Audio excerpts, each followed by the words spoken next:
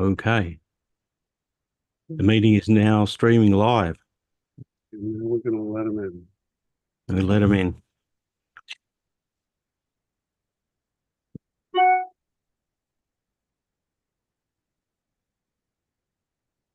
Look at them all. Hi, folks. Lots of people. Yes. Hello. Yes. Hi, Curtis. Okay. Hey, Henry. Welcome, everyone, to the 41st Trash Talk Live. My name's Ian Maverick. I'm coming to you from Melbourne, Australia. I'll be hosting today's show. We'll go around everyone and see what everyone's been up to. Say hi to the newbies. Everyone can tell us how great they thought Tandy Assembly was, especially my parts. And we can also take turns and hopefully have a good time. I don't have many rules here. All I ask is that you set your cell phones to silent, and if you can avoid using bad language. I'm the only one who's allowed to use bad language here because I'm not from America. Yep. We have reason to use bad language. All right. So before we get on with everything, I'm going to start just with my good mate, Peter Statinsky. This is the first time we've caught up since Tandy Assembly. So a lot of people saying it was the best one ever. So how are we going to improve on that next year? It's going to be hard to top. I mean, we had Steve Leininger there, Don French. I mean, Steve Leininger was always like the holy grail for a keynote speaker, right? So where do we go from here? I don't know, but Hopefully he liked it enough that he'll come back each year just to say hi to us all and, give himself writer's cramp signing all those computers. that would be fantastic, right? He signed so many. So every time I was turning around, he was signing somebody's Model 1. So Did you see what I got him to sign, Pete? no, what was that? I got him to sign my 64K Coco 1, which he had nothing to do with designing or anything. But he saw the humor in it because I said this will be like, on The Simpsons when the comic book guy, his prized possession is a picture of Sean Connery signed by Roger Moore. So he thought that was very clever. So I have the world's only color computer signed by Steve Leininger. So and United Airlines managed not to wreck it in the plane on the way home. It was a fantastic show. I mean, like you said, I feel like it was our best show. Everything went smoothly. The auction, the quiz show was fun, just a good time. If any of you guys haven't been, you really should get out there if you can. I know it's a big commitment because you got to take off, quite a few days of work and whatnot. It's not in the summer, but year on year, it's getting better. And as we fine tune things, the auction goes a little bit more smoothly. The trivia, I think, is more fun each year. We sort of fine tuning that.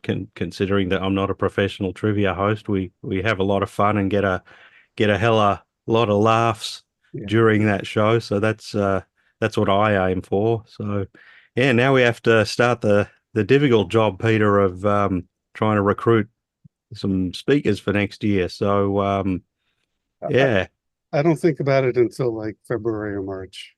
Yeah. Still depressing. I've already got people in mind, but I'll give Steve some breathing space before I ask him to talk to some of his old friends. Very good. Very good. So yeah. So put your hand up if you're new here. Everyone's been here before. Yeah, I'm new. Henry, you're new. Yeah. The break key.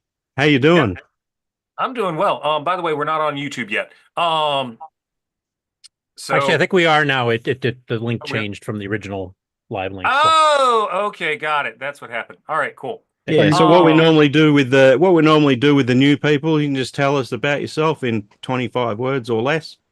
Sure. Or more. My name's Henry. I grew up in a Tandy family. My first computer was the TRS-80 color computer with the D board Vision 4K RAM. I think I'm going to exceed 25 words. and got back into the retro scene a few years back. Got another color computer, and about a year or so ago, started up the break key, just playing around on the color computer and having fun with some of the ROMs and things. That's great. We love the color computer. And by the way, I should mention that at Tandy Assembly, we offered free entry for this year for color computer enthusiasts who went to the Cocoa Fest. All they had to do was show their card, and they were admitted for free. And I believe we had a fair number of people take that up, and it worked well. So I'm sort of glad we got some Cocoa people along for that. So yeah. So what have you been working on, Henry? What have I been working on? Yeah. Let's see. The big project that I've had going is the fourth ROM, which is to say, I've taken the basic ROM out and built my own to boot the machine. And I'm almost feature complete in fourth immediate mode. It's running the machine, it's doing the multiplication, division, addition, subtraction, variables, everything like that. It's wonderful. I still have to build out compile mode. The other thing that I've been working on is an adapter to take a standard USB keyboard that speaks boot protocol and plug that actually into the Coco. That's actually working now. I got my boards back, and I'm doing a little tweaking, and I'll have a video out towards the end of the month on how that's going. I suspect that will be popular because the USB keyboard adapters for other TRS-80s have come along in recent years. So it'll be good to see support for the Coco with that thing. So yeah, projects. Well, it's nearly the end of the year, so projects and computer shows you're thinking of attending in 25. Oh, absolutely. I'm going to attend VCF East. Since I live in Massachusetts, it's like a hop, skip, and a 5-hour drive away. Yeah. You not- might see I'm not planning- you might see Pete there. I might see Pete there. I know it. I know I saw Pete last year because you had that big Model 2, thing going on. Yep.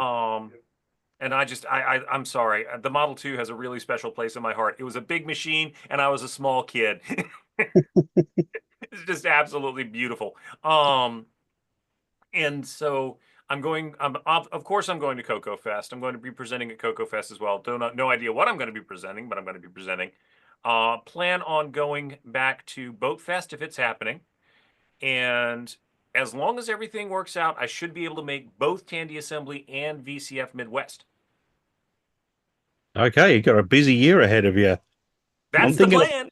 I'm thinking of going to VCF Southwest next year, so that would and obviously Tandy Assembly. So they're my two big international travels for next year if it all goes ahead. But if DCF Southwest, I will have no excuse not to go. I will have to then go. So That's the same here. yeah. I couldn't understand a word you said, Peter. Can you turn your tone control down a tiny bit? You've got too much bass in your vocal. How's that? Is that better? Yeah, it's a bit better. What did you say?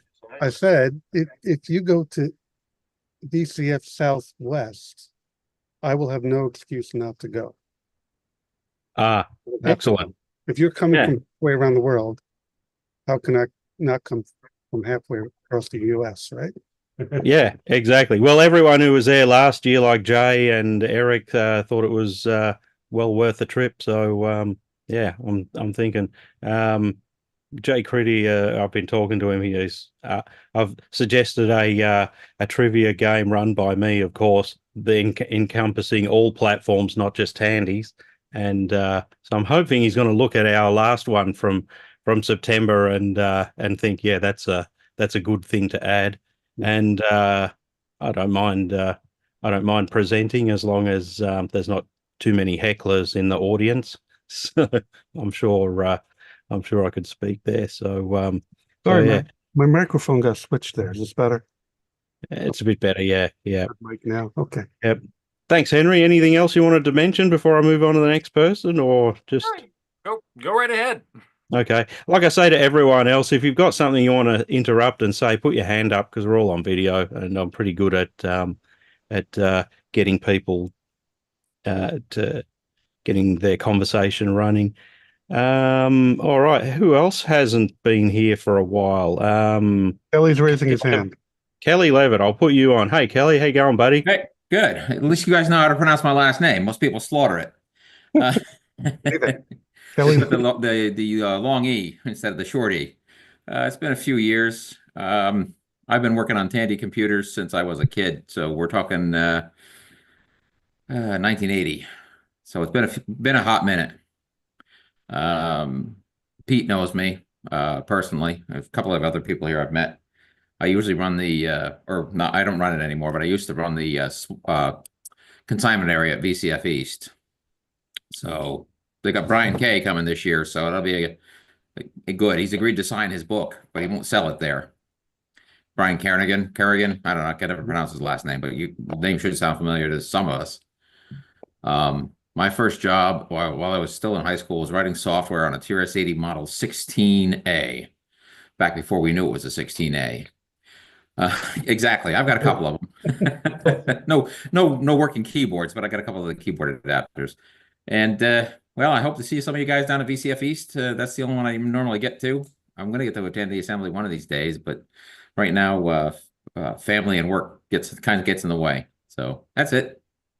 If you could come to Tandy Assembly, we would certainly love to hear a presentation of whatever you'd like to talk about. We'd always make space. Well, I tell you, we had a Xenix install with, 5 computers. One was just the database server. One was for doing Scriptsit, and we did entire training manuals and presentations using Xenix back in the day. Did a lot of work with Bob Snap, like Snapware. Yep. Did like we had the SCSI adapter that would it used the cartridge tape driver, and he hacked the Z80 CTL so that you could drive a SCSI 1 drive with it. And we had the X Drive tape drive, which I mentioned in the Discord a couple days ago. It was a floppy tape that plugged into the ShoeGuard interface on the back. And they had a patched utility disk where you could back up your entire hard drive to a couple of DC600s. Amazing setups people put together back then. I just recently got a 16A. I know they're fairly readily available if you're determined to get one in the United States, but they come up very rarely in Australia. So I was glad to get one earlier this year. It needs a complete tear down and rebuild, and I can almost guarantee the disk drives aren't going to work, but I've got it. So that's one of my projects for next year. I'll just run it off a Fred 4.8. I probably won't even use the disk drives on the thing, but yeah, keyboard. The keyboard refoaming is the kind of long arduous job there. My preferred way is to buy from Sun people the Sun Type 4 keyboards and just pop all the things out. Doesn't Texelec sell a kit now too? Yeah, I haven't seen. I mean, I know they've sold it for quite a while, and I haven't had a close look at it. Are they adhesive, or do they have the hard plastic bases on them at the Texelec? They're adhesive. Yeah. Yeah. So they're not as good as the Sun 4 pads. No. They're good. They're adequate, but they're not as good as original. I actually figured out a way to make them with a punch. I used a 5/16 leather punch, and you don't punch it actually with a hammer. You just push and twist. Because the first Model 2 keyboard I ever did, so talking a few years ago now, was before Texelec made a kit. I bought the punched out Mylars from a place in Germany, of all places, and they're the adhesive ones. So what I had to do is carefully remove each one from the Model 2 key, wipe and clean off all the old junk. And so you've got the round plastic disc, and then you've got to clean it with cleaning solution so that the adhesive will stick and put it back together. Took like a whole weekend to do a keyboard, but the keyboard still works. So, well, I actually did that whole process probably 15 years ago, and I used plastic sheet separators from a 3-ring binder as the hard plastic part. I used the space blanket for the Mylar, and I used track bedding from a model train set for the foam. Okay. A little stiff, but it worked. Yeah. So what's it like to type on with the? It's akin to banging your knuckles with a hammer. All right. So I'm a high-speed touch typer. I'm a high-speed touch typer, so it'll probably drive me crazy. Yeah, it does. So I don't know, how many people know this, but Kelly, he may still be, but I know you've downsized quite a bit. But Kelly probably was at one time, probably had the largest Tandy collection in the United States. Okay, you're all familiar with Young Sheldon. They rented the computer from me. Yeah. Yeah. So Yep. I'm certain I've bought stuff from you before, Kelly, and I'm certain you've bought I stuff from bought me stuff as from you well, all so- the time. I probably Yeah. have like 7 or 8 Fred kits. Yep. Yep. You No, know.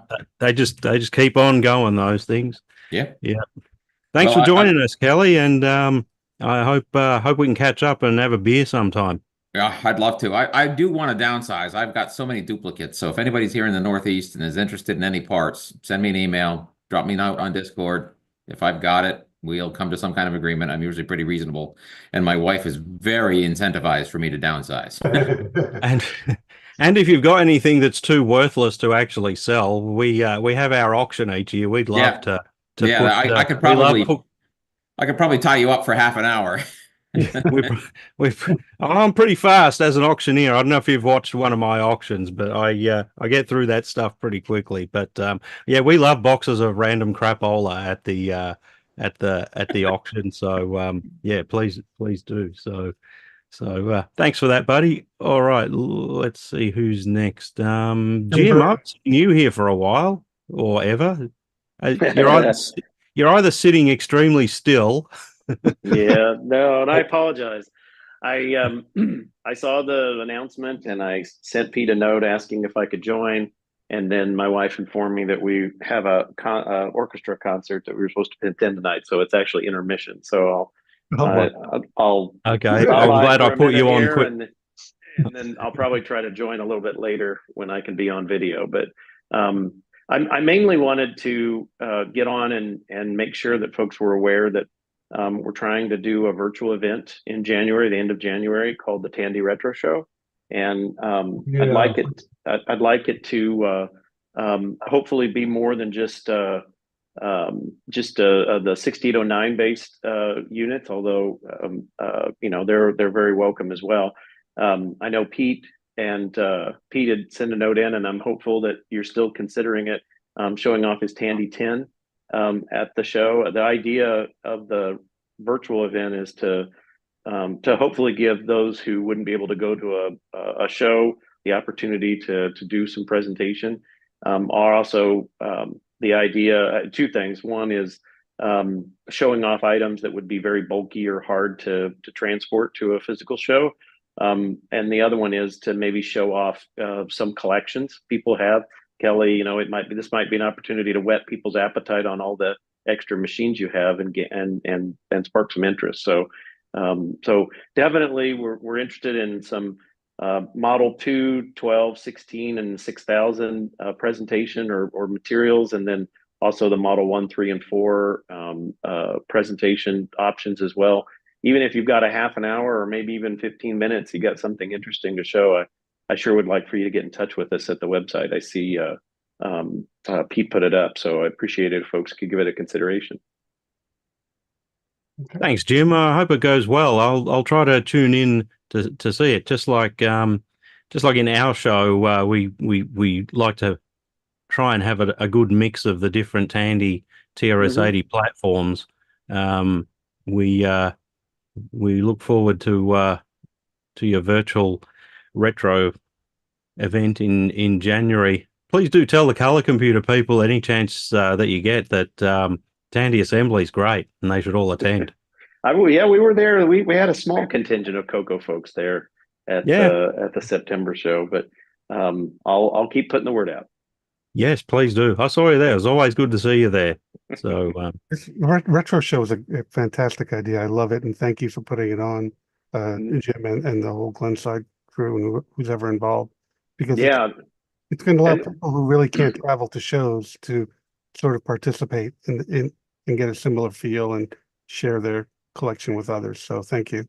Yeah, that's well, and I told folks, you know, one of the things I thought, you know, obviously with with COVID that happened a couple of years ago, number of shows got canceled, and there ended up some virtual type events, and I realized that going to a physical show, there, there's nothing. I don't want to dismiss that or be diminish the importance of that. It's really fun to go and be able to chat with folks physically and go have food and entertainment and whatnot while you're at the event. But I did see that there's also it's interesting to be able to kind of share where you make the magic happen, so to speak. So for instance, Pete, I see your background here, and Mav, yours as well. Those are there's a story there, right? I mean, how do you test things out? How do you do the work that you do? And what kinds of machines get front and center on your bench and whatnot. That was cool to hear from some of the folks during their virtual events. And so I'm hopeful that some of that comes through in our event in January. Great. Fantastic. Thanks for joining us. And no problem. We'll probably have another one of these before the event, won't we, Peter? Are we going back to relative about every 6 weeks or something? Or We're trying to do the monthly schedule again. okay, Good. yeah, cool. Well, I will All try. right, then. I will try to join, and you can see my ugly mug. Hopefully, I'll be able to get on later tonight. But I told Pete I wasn't sure how long this would last, and I'm not sure when this is going to end.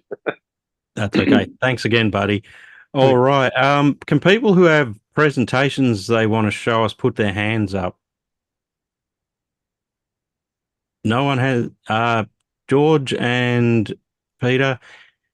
Joel, have you got a musical thing you want to show off first, or did you want to demonstrate what you're doing, or you just here for a chin wag? I don't have anything currently set up. I've got stuff I'm working on but it's not in any kind of presentable state at the moment.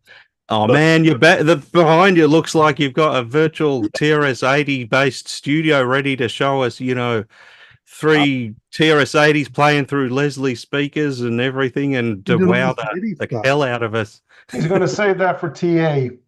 I'm it's getting there. It's getting there. I hope to, by the next time we do this, I hope to have something that we will really wow out. Awesome. Since I've got you, Joel, just anything else going on? What's been happening in your world? I know you've been doing a lot with MIDI and the orchestras. Did you want to have a just quick word with everyone with what you have been doing? Yeah, so I've been playing with the tracker, put it on the Model 4P so I can have something doing the tracking with the drums. I'm hopefully, if I can get 7 more orchestras from you and 7 more MIDI 80s, I can set up an 8 polyphony, whatever, TRS-80 orchestra. I'm hoping to come up with some catchy, cool name, like, I don't know, the TRS-80 Super Orchestra or something. I don't know, but the idea is there's a box that will sit between my keyboard and the 8 machines. Since each machine is a single note, can only be a single note at a time right now, the box will do kind of like a round robin situation and say, okay, this key, send it to that machine. This key, send it. Like, never will 2 keys go to the same machine, so that I will always be able to continuously play, kind of similar to a piano. But the idea is to get to really use the orchestra in a way that it hasn't probably been used before, because I guess you can only do 4 or 5 sounds, 4 sounds the most on the machine. But I really like the sound generation, the way it's set up. Like, just playing it manually on the keyboard has been really, really fun, especially because the way it's written is you can get 2 things at the same time. And I just force the stereo channels into a single mono channel. And so I get kind of like a 2 poly kind of little organ that I can play with, and you can change and add the 2 sounds together. I can have a sawtooth and a square, or I can have a nice oboe and the saw going over it. Like, it's really cool. It's a very easy to start creating stuff with. I've had a lot of fun with it, but I want to get something put together that's really gonna show it off. And then, yeah, the idea is to kind of play around with the MIDI 80 and see what all it can and can't do, and more than just the 8 machines playing by itself, having a machine that I can play. I have the Tris-IO++, so that's a 9th machine that actually has the orchestra built in. Playing that with a regular keyboard on top of the 8, already playing something maybe from the DAW, like I play it into the DAW, compose something and put it together, and have the 8 machines playing a symphony. There's tons of ideas kind of floating around over here, but I hope to have something to really wow it out next time. That's amazing. Inventive ideas like this probably took a while to come along, because if you think back in the 80s when the Orchestra 80 or 90, whichever one it was available, how many people had 4 Model 4s at their disposal to try and set this thing up that way? I mean, I like pianos and organs, so I can see that if you had, your 8 machines set up at different each to a different piano key, you could almost play chords with them. So, so that it'll be interesting to see how you do that. But Pete, this already looks like this might be the feature presentation at the show next year. Yep. It's definitely going to be elaborate, like all your presentations are. It'd be good to have you back, Joel. Thanks. So, You definitely yeah. coming, Joe? You Yeah. definitely coming? yeah. Do what? So, You definitely coming to TA? The goal is to, yeah. yep. The good news for Joel and Jay both, all the parts from Mouse are slated to arrive tomorrow on Monday. So I'll get your orders finished and shipped out Thank you. by the middle of the week. So just sit tight, and they'll be on their way. So thanks for that, Joel. Let's see who's next. Let's go to George. George, you got something you want to present? How you been anyway? Oh, doing pretty good. Getting rained out at the moment, but that's okay. Doesn't it rain like 300 out of 365 days in Vancouver, or is that just a myth? Well, the rest of the days are so great you don't notice. Okay. All right, you have the floor. Yeah, I'm going to throw it over to Peter because we got some TRS-80 GP news on an emulator, and he's going to start by showing something there. All right. I guess a few months back now, the Tandy 10 appeared out of the wild, and just recently, Peter was able to image the discs and also the documentation from it. And George and I were able to dig into that, and I'm just going to see if I can hang on here. If I can share my screen, I'll share this guy. So what we did was we got into the disk. It's obviously it's something like CPM, and Applesauce is able to extract the files. And then we took a closer look, and we could find that there was a boot block on it, and we extracted that and started disassembling it. And so far, this is what we found out, that, or if you can see here, there's a rough memory map, but there's some kind of boot ROM in the system, which we presume loads what we call boot.bin. And then RAM starts at about 4K and goes, I guess, all the way down to, if you have a 48K system, down to D00, where there's some video memory. And otherwise, it looks like CPM, except the base address is at 1K rather than at 0. And we got some information from the I think the system manual that sort of said where things are loaded depending on the amount of memory you have. I think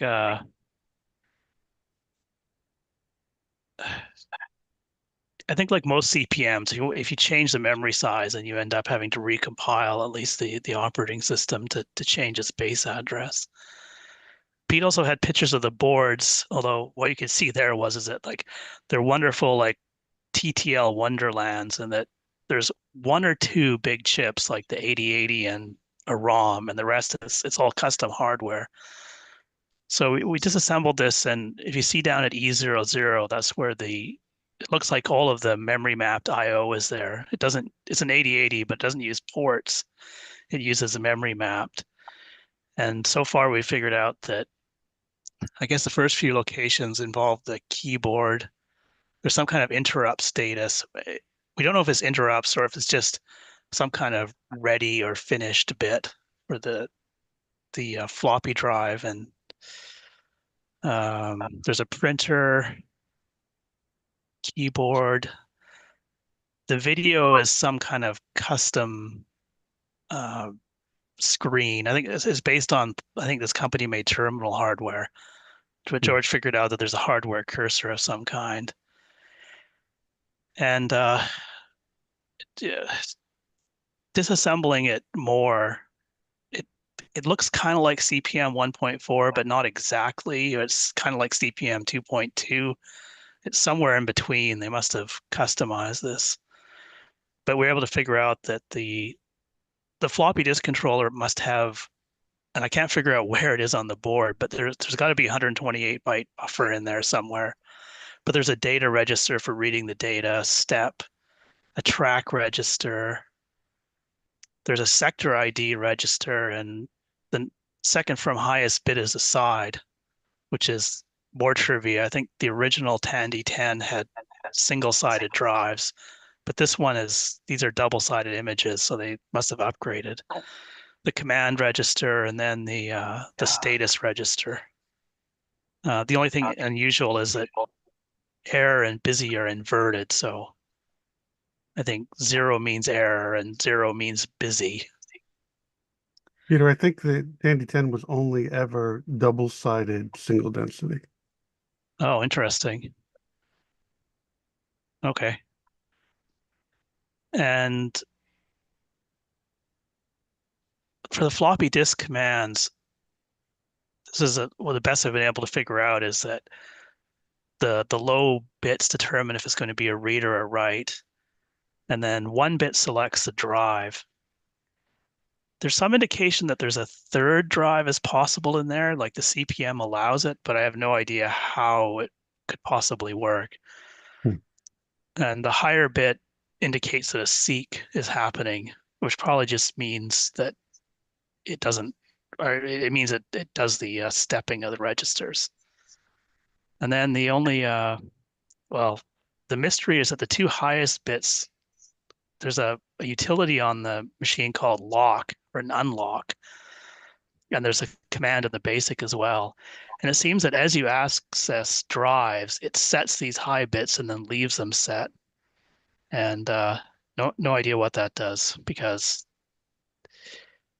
I don't think it's possible to lock an 8-inch drive. So I don't know what they mean. If it's an indication that the drive is in use, it's not a drive select because the bits stay set forever until you run unlock. So must be some kind of operational thing. But anyways, that's been a lot of fun disassembling all that and taking a look at it. Those bits wouldn't be just to mark the presence that the drive's there and actually is running and hooked up properly, that it sets it and keeps it that drive is enabled on the system, or? No, because the boot code never sets them.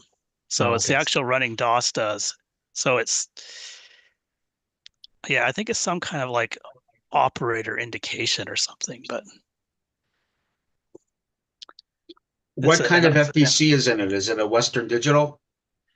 No, there's, as far as I can see on the boards, it's all TTL chips. There's 2 boards, so I think it's a custom controller. Discrete logic. Yeah, as Pete said, discrete logic, and there's the documentation implies that it can't even format disks, so that you'd have to buy a pre-formatted 128 byte sector disk. So it's I've never seen a discrete controller before though, so.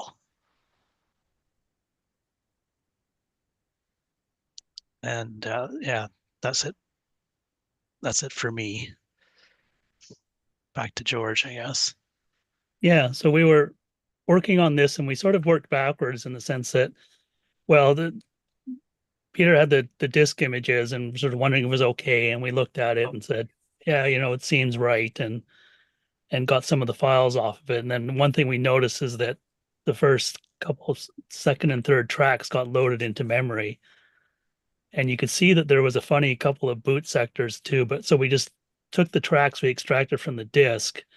We're sort of disassembling it and figured out much of the information Peter sort of presented there. But after a while, we realized that, this is a bunch of work and it's kind of pointless. And really, we should just be letting a computer actually interpret this code and tell us what it's doing. So we kind of hacked something together and loaded that part of the operating system into just directly into RAM and sort of a pseudo emulator, and it started working. So it was pretty compelling.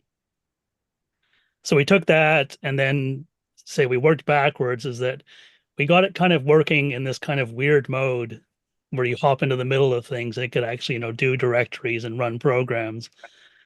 And then we made some more modifications of the floppy disk so it would actually be able to boot off of the boot sectors. We didn't have a ROM, don't have a ROM for it yet, so we just made our own ROM that loads the boot sectors. It's kind of confusing that it has sort of these weird 2 boot sectors, which it's got this 2-stage boot, which is a little bit funny, but maybe that's just the way things were done in 1978. And so I'll show you where we're at with it now.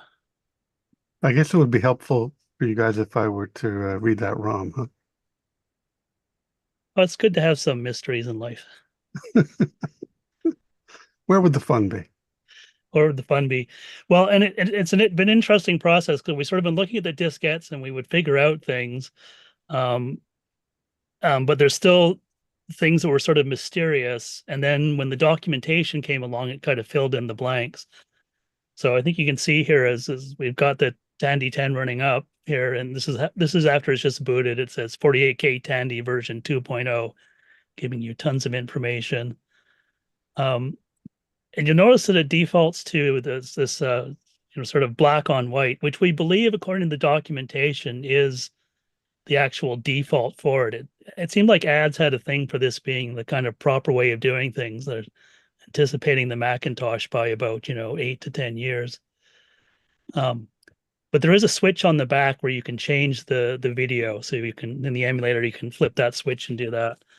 And so you've got your sort of standard CPM where you can do it, directories and all that kind of stuff. And there's 2 drives, B:, got BASIC built into it. And there was a funny thing when we first ran the BASIC here. I'm just going to flip a switch on the secret switch.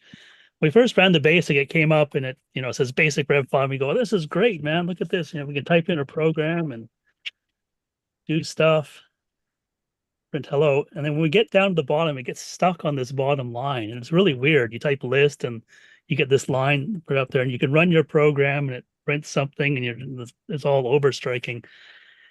And we couldn't figure out what this was about. And so we finally went and looked at the BASIC and just traced it. And then it's like, it's reading this random hardware bit. And I thought, okay, what if we flip that bit? And as soon as you flip that bit, you find that it starts operating properly and scrolling like a normal BASIC. And it turns out that this, once we got the BASIC documentation, this is an intended feature. And there's like a mysterious button on the front of the machine called print form. And so if you turn print form on, then it gets into this scroll lock mode, and it seems weird, but I think the idea is it's kind of like a windowed thing, right? So you can have your can edit a single line of text and so on, and actually look at your program while it's there. It's sort of like a primitive windowing system. And if you print character string 12, you can actually do I'm there to pull in there. You can actually list the program up top. But this is definitely going to be on by default so that we get a sort of normal program working.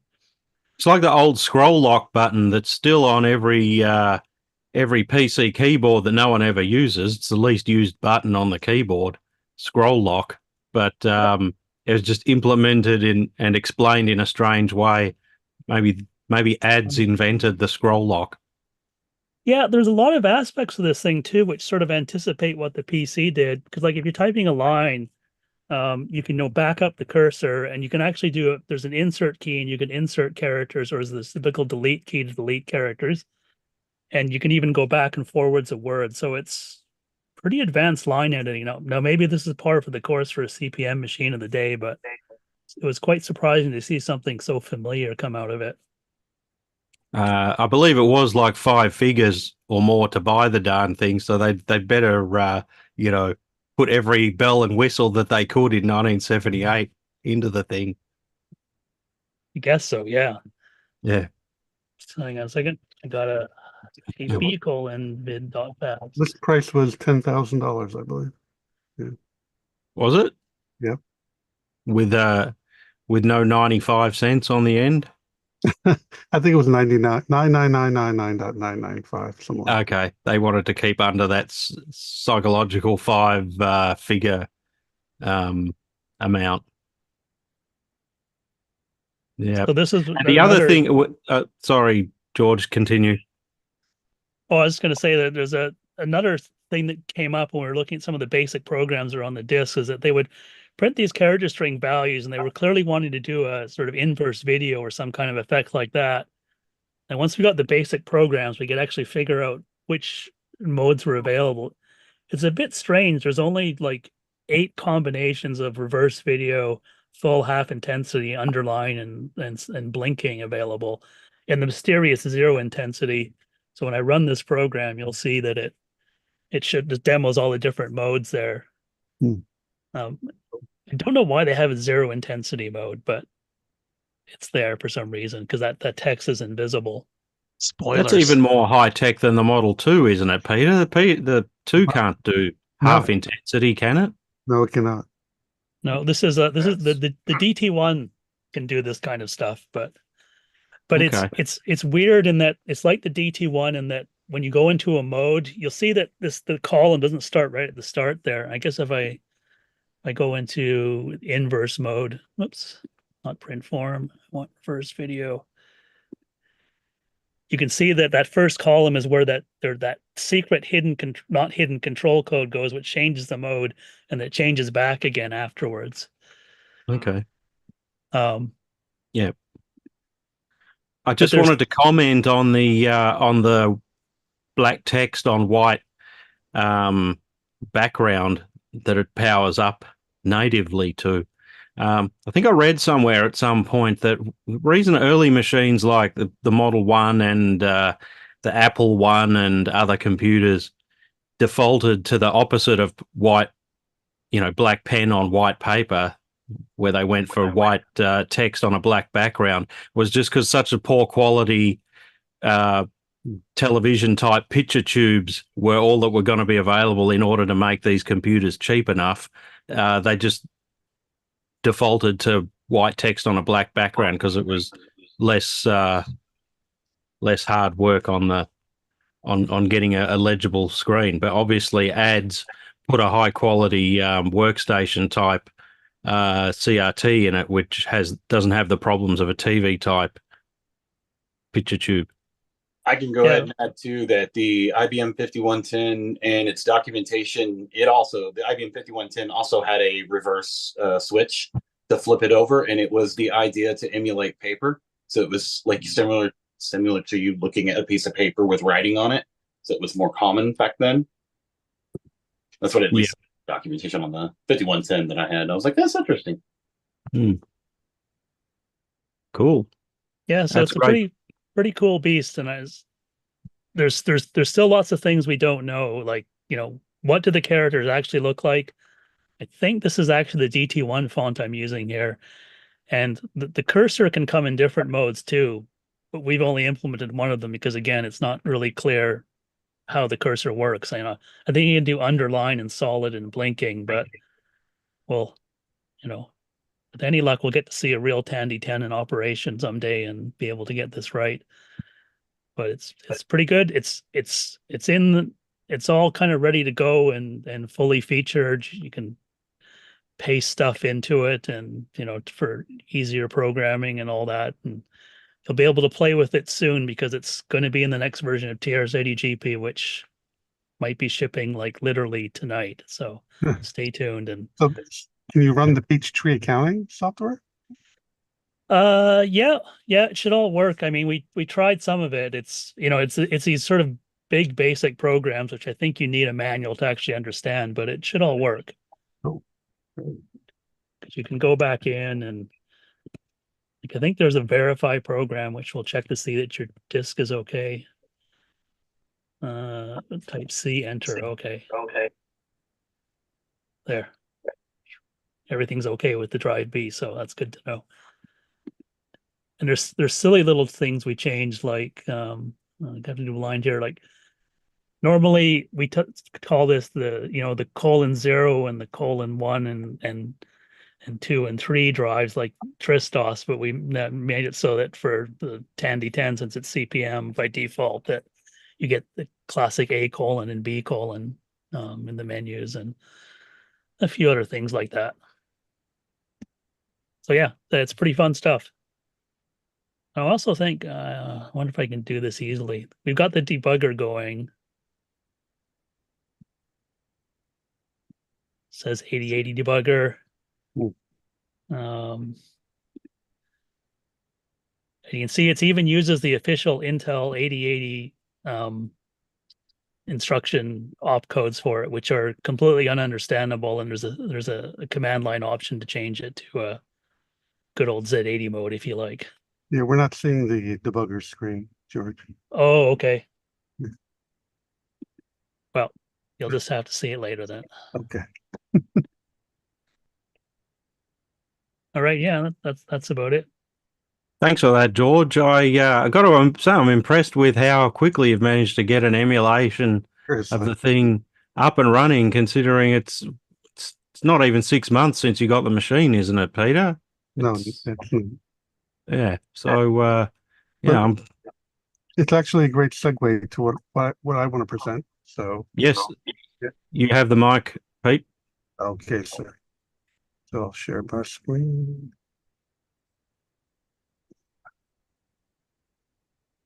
So I just want to show some pictures of the Tandy 10 and kind of let everybody see it and talk a little bit about it.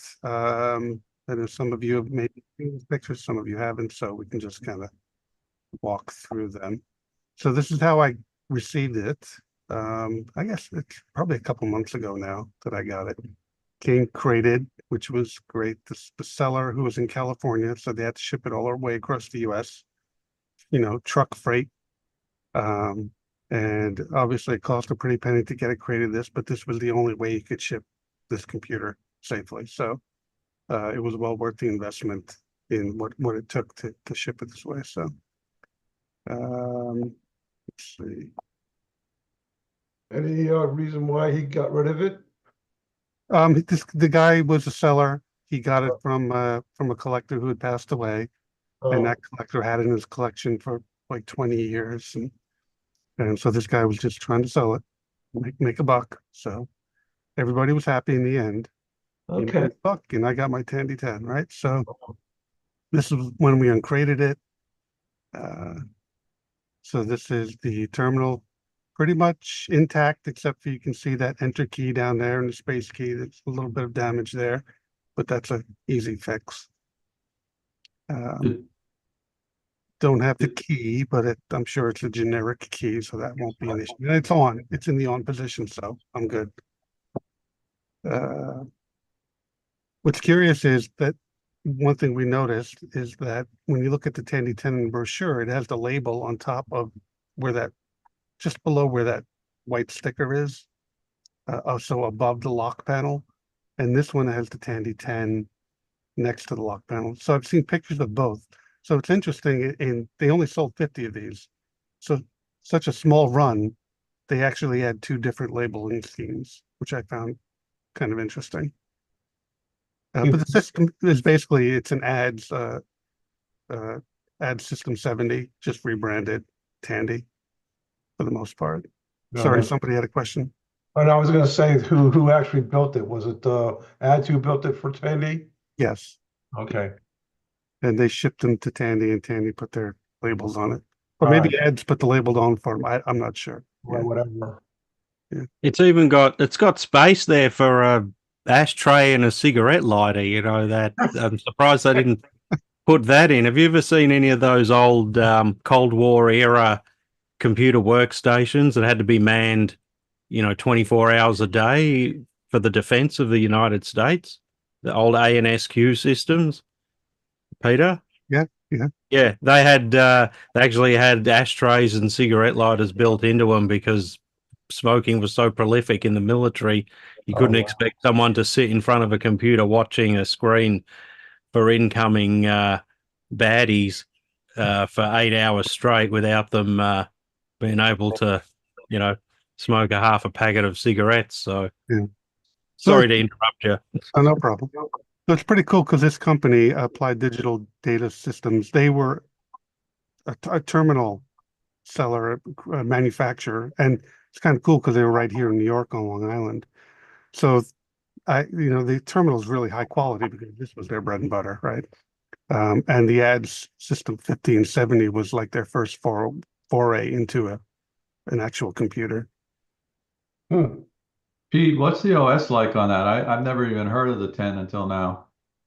So it's ADOS, so it's a variant of CPM that George was just showing because he actually has it running in his emulator now. So these are the drives. They're Memorex drives. Like I said, they are double-sided single density, which is kind of uncommon. So they have, what the bad downside of them is they're actually these plastic frames. And according to Joe Sigler, who sold these for Tandy, he said almost every single one of these units that they shipped out, they needed to send out replacement floppy drives because after they got shipped and installed on the client side, the drives invariably, the plastic frames were cracked and broken. So that pretty. Were these 8-inch drives? Yes, these are 8-inch double-sided single density. Yep. And what about the system specifications? You said 8080. What was the clock speed and how much memory was in it?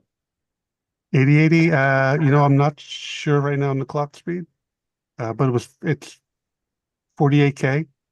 So there are three 16K boards in there. And we think 2 megahertz based on the basics wait command. Okay. So it's an extremely heavy system. Even me and my son, you know how big my son is, a lot of you guys, it would be very difficult for us to get this in the house. So right now it's still in my garage. So what's your goal with this? Are you going to try to restore it and make it work? Yeah, definitely. Everything is there. I've determined that I have all the boards. I'm missing a few pieces, like you can see the front panel. That panel that is in that opening under the drives, that's not that panel for there. But so there's a panel that goes there, and then the panel on the rear that closes the cards is missing, but everything else is there. All the computer pieces are there. Have you tried to turn it on? No, because when I inspected the machine, there's a power supply in the bottom of the machine. So that's the card cage there. So under that card cage, inside the machine, there's a big honking power supply. And there was a rodent's nest in there. Oh, wow. I need to get that power supply out and clean it before I ever plug it in. Oh, yeah. Oh, yeah. And to do that, I need to disassemble the card cage, and it's a big job. So Okay. yeah. But you can see it has the 9 boards there. 3 of them, like we said, are memory boards. 2 of them are the floppy controller. There's a CPU board. There's an IO board. Yeah, you can see the power supply there. Oh, yeah. Yeah. Okay. And you can see also the terminal, like the back of the terminal there. You can see it's just one of their standard terminals that they dropped in. This heavy duty desk. Is the power supply known, Pete? Can you just use bench power when you figure out what's supposedly coming out of it? I've got like 1 page of specs that they provided on it, so it's not really detailed, but it should be enough. I can put some loads on it and slowly bring it up. It's got some really big capacitors, so I'm going to do a very slow power up with my Variac. Because this thing probably hasn't been powered up in who knows how many decades. And you see all the empty card slots. Yeah. So, but I did verify that I do have all the cards that needs to run the computer. So those are just like spare slots. Maybe they anticipated future expansion with additional features. Yeah, put in a tape drive or something like that in one of those big old 9-track jobs. Or develop one of these new large, I think they're like 14 by 14-inch boards for a hard drive controller. Who knows? No, Ian's going to make a Fred 10.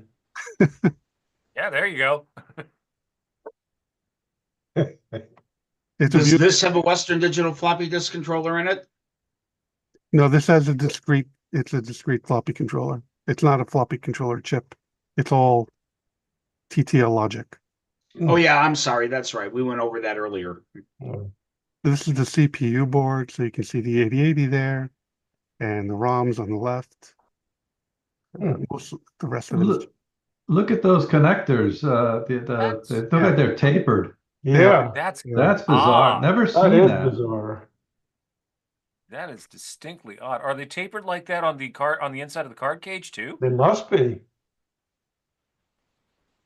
I would think they slide it. No, that's straight. So I think this is the video board. I forget now. Yeah, I think this connects to the terminal. It'd be fun to do a repro of those. This is one of the memory boards. So you can see it's just a mass of 1K chips. And it has 3 of these boards in it. So imagine just one of these chips goes bad trying to troubleshoot that.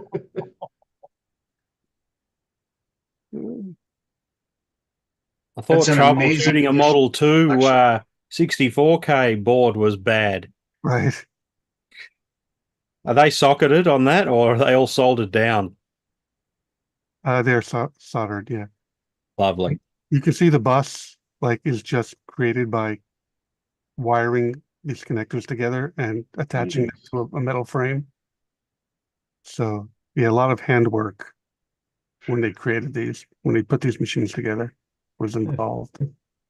If I'm not mistaken, there's a lot of debris in that left connector. Yeah, I was gonna say. Yeah, that's one of the spare connectors. So Oh, that's good. the mice probably got up in there. The other ones look like they're brand new. Together? Are these just daisy chained together a la an S100, or are they wired like weirdly, like a PDP? I'm not sure. Okay. Yeah, we'll have to figure that out. Yeah, you can see all that wiring there in the background connecting the connectors. Right. Jeez. Hopefully they're all intact. Luckily, you've had all those years of trying to restore Model 2s to prep you for this, because this looks like a job. This is a whole nother league.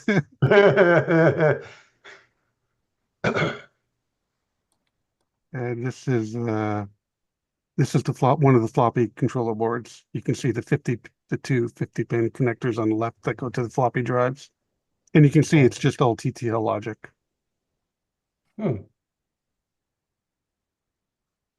Another RAM 70. And Peter was saying that you won't be able to format discs on this thing when it's up and running. Will you have a way of being able to copy or create your 8-inch discs when you get to that point? Well, I've got we imaged, luckily, this computer, and one of the reasons I did go ahead and purchase it is that it came with the software. So it has the ADOS software, and I was able to image it, and that's what Peter and George used to create the emulated version of this. So that we have the software. All I need to do is just create new copies of the disk image and write them out to an actual physical disk using image disk. So we really don't have to do formatting. We just create new disks using image disk. That will be the way to go forward. That's all I had to show on that. It's going to be a lifetime project. Yes. And I actually created a Facebook page just for the Tandy 10 because I'm hoping to find another one out there and get, start a little Tandy 10 community. I don't know. It'd be the smallest community ever, but. And then you'll have a Tandy 10 Well, fest. if someone turns one up in a deceased estate or in a warehouse somewhere, they might go straight to social media and type in Tandy 10 and needs to be a place that'll resolve to, and they can then contact you. It'd be good if you found another couple of the machines as well. That would be, or at least like an ad System 70, because I've seen one of those for sale a few years ago up in Canada. So those might be more common or less rare. Yeah. No, that's great. Thanks for that, Pete. All right, we're just coming up to 1 hour on this thing. Did we choose a book to talk about this time, or did we not? We didn't. Did you want to? Pick one. No, I did. I got one here. So in half an hour's time, if people want to download a PDF of it, this is 80 micro January 1988. January 88. 1988, first of. So if people have physical copies and know where to grab them or whatever, half an hour's time. So let's see. Let's keep going around the table. Michael Wessel, hi. Oh, hi. Yeah. Hey, mate. Yeah. Good to be here again. So, yeah, it has been a while since I've been here last time. So, yeah, basically What's just new? Pardon me? What's What's new? up? What's new? Yeah, right. So, MIDI 80 basically, but I don't know if you guys remember me that way. So maybe a few words about myself before we get to that. So, so I'm Michael Wessel. I'm Lambda Michael on the Discord. And so I think last time I joined was like 4 years ago, right? And back in the day, I did this Talker 80 speech synthesizer, right? And I gave a talk here, but that was 4 years ago. And since then, I haven't joined, to my embarrassment. So hopefully. Well, froze up. Yep, we lost them. Michael, we lost your audio and your video, if you can hear us. Did he lean on the exit key? All right, we'll go back to him if he returns. Todd Garber. Hey, buddy. You new here? Here last time, and I think you might not have been. Oh, it sounds about right. You found it, George? Oh, he's back. Well, he's back. I can wait. He's back. Yeah. Okay, Michael, come back. Yeah, sorry, that was the wrong button here. So I have like a keyboard switcher basically, and I used to do that with my boss when I worked all the time. Hit the wrong button. It's the boss button, right? So yeah, I live in the 4 years ago I was here last time, and I just basically wanted to say hello because it's nice to see a face, especially on Discord now. I'm working with George Phillips, right, who's helping me with ZMax and assembly programming on the TRS-80, which is awesome. So I just thought it might be nice to, say hello. And same also here with Joel Hilliard. I hope I got your name right, Joel. And so I live in the San Francisco Bay Area. And I never made it to Tandy assembly, so it's just a bit difficult for me. But I joined here Arno Puda's organized Bay Area, San Francisco Bay Area Tandy assembly last October. So that was very nice, a small group, but very nice. And I also had the honor to give Tim Mann a ride to Palo Alto, which is where we both live. And yeah. I just read in the chat from Tony, he's in San Jose. Great. So there are some more Bay Area folks here. That's great. Yeah. And so I knew here earlier. So I think I just have too many old machines, right? I have like a collection of over 108-bit machines, and I cycle through them, right? So just to maintain them and keep them in working order is just a lot of work. And somehow I always need a project basically in order to be active, right? So, and now I just picked up a Model 3 basically in September from Craigslist. And got it ready as a diskless version, right? I got the disk controller from Mav and also the serial board and all that, so memory expansion. So that machine is working nicely now. Thanks for all that support, Mav. And then I thought, okay, I need a project. And this is, Joel already mentioned it. So this is his MIDI card, right? Which MIDI 80, so I can try to get it on camera here. So I'll also put a link basically to the GitHub repo in the chat. You guys can have a look at it. But basically what it is it's a general MIDI sound card, right? As well as a MIDI interface. So we have like the MIDI DIN input and output here, right? So you can connect your synthesizer or your PC to that or your Mac, right? And then this is the sound module here.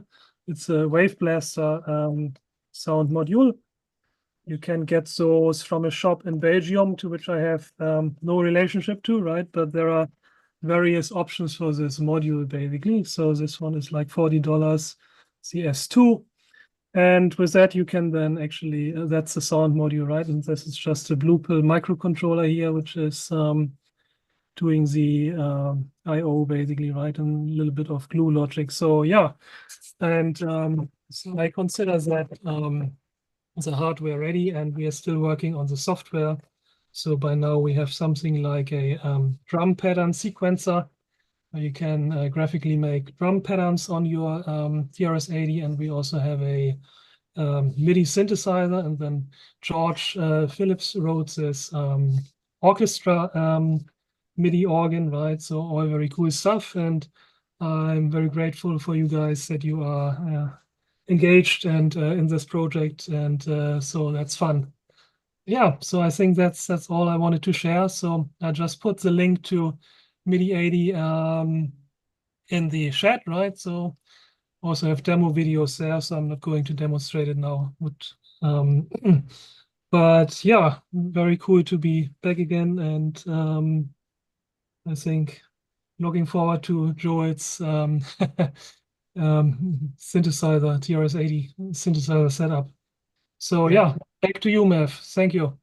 Thanks, Michael. Just quick reminder, I'm half joking here, but you do realize that there's daily flights from San Fran to Columbus, Ohio, if that's what's stopping you coming to Tandy Assembly. I took one just last year. I flew into San Francisco. I was there for about an hour and then hopped on one to Columbus. So it'd still be great to see you at Tandy Assembly. Thank you. Yeah, and I'm still planning to make it one day, but whenever every year there's something in between. So and last time I was home alone, and I have a dog here, right? And my wife was also traveling, so I can't leave the dog alone, basically. So there's always something, but I try to make it one year. Maybe next year will be your year. Thanks for that, Michael. All right, thank you. Thanks. Okay, Dusty. We've only got a few in the countdown to the next TRS 8-bit newsletter, eh? Yeah, all being well, quite a few articles coming in. I'll stick an advert for Jim's virtual retro show. There's plenty of time to do that. And of course, anybody else, if you're working on anything or advertising anything, just let me know, and I'll happily stick it on the website and the newsletter. Pete, I assume because there was only 50 Model 10s, one never made it to the UK. Is that right? I would pretty much guarantee that. Yeah, because I not only had I never seen them, I'd never actually heard of them until you were on the last Trash Talk talking about them. But to have it on the TRS-80 GP, you guys, absolutely brilliant. Yeah, just to remind anybody, if you're working on anything, to get it to me by the end of the month, please, if possible. A little bit of news. I've just ordered a universal backpack drive from SO1 or SOI Generis for the Model 100. I'm really looking forward to that because it not only works on the 100, there's a gizmo to run the Sinclair Z88 as well. So when I get it, it's a new thing. Ordering from the States is now so prohibitively expensive in postage. Ira was telling me about discs now. It's just not worth the cost. But there's a cheaper way to send. They were quoting $66 to send this tiny little thing to the UK, but they found a way of doing it for about $15.90, something like that. So that makes it quite reasonable. So I'm looking forward to that, and I don't think it'll arrive in time to get a quick review on the newsletter, but it should be interesting, perhaps in the March one. Yeah, so as I say, it's all systems go at the moment. I'm just getting over my third attack of COVID, which was a bit of a killer, this last one. But what annoys me is I've had all the jabs, so imagine what it would have been like if I hadn't. But yeah, brilliant news, and keep up the good work, you guys. It's absolutely fantastic. Yeah, I just wanted to mention we need more entrants for the for the game for the competition for your newsletter this year. I hear you've got one, and let's face it, that's all you need for someone to be declared a winner. But yeah, another couple of entries would be handy. Yeah, I think George has got it all in hand at the moment. He's going to do an article just to let everybody know all the details. I think if he ever has any spare time to do anything, George. Well, that's true. How many entrants we got, George? We just got the one entry, and the contest is closed for this year. So get yourself all prepared for next year, everyone. All right, that's the best way to win, according to The Simpsons, by default. That's what they say. All right, great. Let's see. Before I move on to someone else, is anyone got any presentation style things they want to show, or are we just going to continue with talking? I'll just share one screen on mine. It's pretty quick. Okay, L. Curtis Boyle, thank you for joining us. Always good to have you here from Canada, supporting the Coco since 1980 something. Yeah, 81. 81. Okay, so a couple of quick things. The first one is my websites were down for about 3 weeks. That was due to a transfer between companies of hosting it that didn't go according to plan. So they're back up and running now, which is good. And we're working on doing documentation. We're redoing the manuals gradually. I've got the technical reference and the windowing reference already done for Nitrous 9. And we're working on the Basic 09 one right now. And Wayne Campbell and I are both going through that. We're actually changing some of the sample programs and stuff because some of them were buggy in the original manual. Some of them even had a page of code missing. And quite a few of them are quite useless. So we're going to try to make some that are actually a bit more functional and would be useful to somebody to use in their own programs. But we've got a preview version of the Basic 09 manual, which I'll show. As soon as I find it on my... There we are. So this is an example where we've been adding the window function. So the standard one... the GFX2 module basically just had the basic stuff that a 128K machine would support. And with Nitrous 9, we've made it a default that we're going to be putting in all the high-level menu handling stuff like multi-view. And you'll see stuff like S-bar and select and title and UM-bar are commands that were added to the Graphics 2 module to handle like the pull-down menus and scroll bars and all that kind of stuff. So we've actually got some sample programs that actually do something useful on those. And now we're kind of going back in on the main Basic 09 keywords and functions. We're going to be adding in some more code that actually starts integrating some of these other things. You can see how to use some of these commands to program. And we're also going to be adding a couple new chapters on, how to be multitasking friendly. Also, how to write a graphic style menu driven program to be friendly as far as Basic 09 is concerned, because Basic 09 takes a fair bit of memory overhead for the runtime modules, like 12K, and then so the GFX2 module and some of the other modules are, you're basically eating up 16K already, even before you start entering your program. So there's ways you can swap modules, hot swap them in and out as you're running. So we're going to be covering a lot of stuff like that as well. So this is just a preview. We're hoping to have the full Basic 09 manual, including the extra chapters, out by the end of this year. And I did want to mention, I am planning on making it to VCF Southwest as well this year for the first time ever. And Tandy Assembly is kind of on my 2026, 2027 timeline after I retire. And I can actually make it out there because it's my busy season at work normally when you guys have it. So it's just too difficult to get away, but getting close to it. So that's all I had.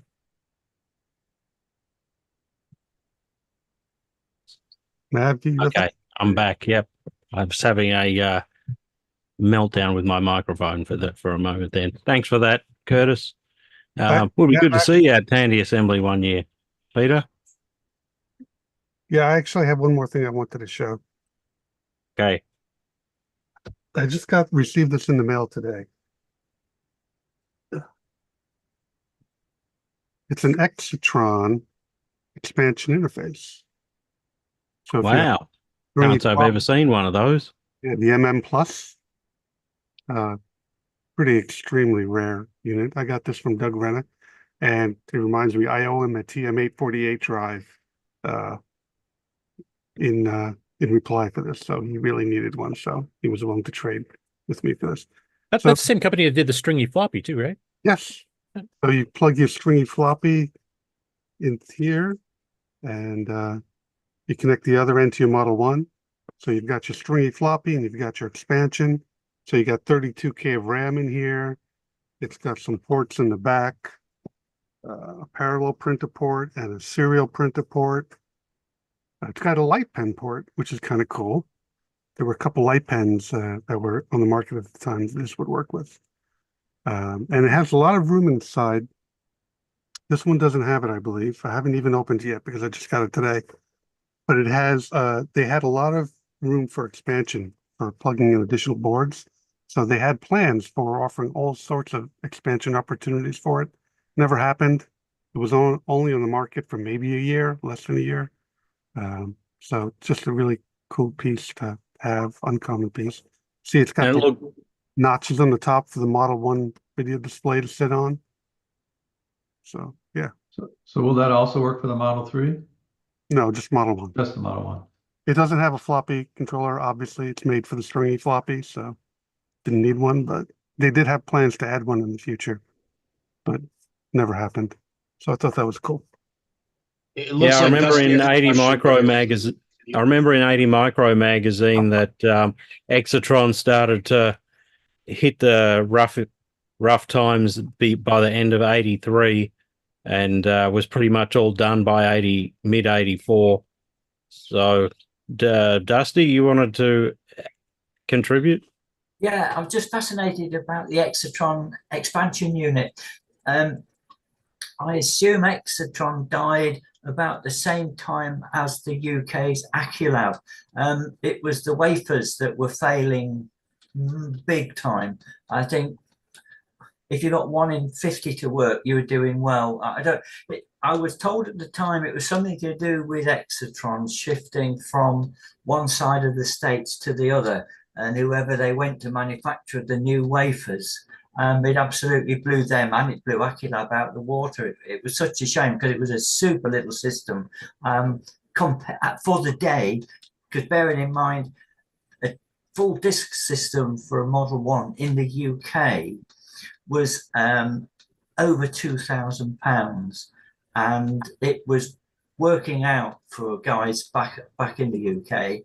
If it was a $499 machine in the States, it was a £499 machine in the UK. And at that point, the dollar rate was $2.40 to the pound. So you can tell what sort of profit Tandy were making out of just shipping the stuff across. But yeah, that's a fascinating piece of hardware, Pete. I'd love to see if you get it actually going. Yeah, definitely. I'll hook up with my stringy floppy. The stringy floppy, if you guys haven't played with it, is such a fun piece of hardware to play with because it has its operating system in ROM that when you connect it, it's available in that unused section of the Model 1 memory space. I forget the exact location. And you don't have to load the operating system from tape or from disk. It's already there. Then you got your little stringy floppy operating system and you can seek through your tapes and load your programs off the tapes. And those little tapes, yeah, they're really delicate. If you find some good ones in good condition, it's really fun to play with. Yeah, I think there's a Coco version of that too, wasn't there? Oh, sorry, good. The tapes are only about 2 mil wide, aren't they? They're very, very tiny. Yeah, very delicate. Yeah, very delicate. Yeah, but that's fantastic. Just as pure as a matter of interest, the UK's Aculab floppy tape, which was identical more or less to the Aculab,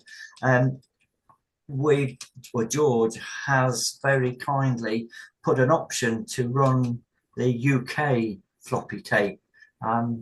And the disk, the actual operating system is very, very similar to disk. You can have file names, 8 characters, 3 characters, and you can load and open. It really was a big advance for very, very few pennies compared to, say, buying a disk system.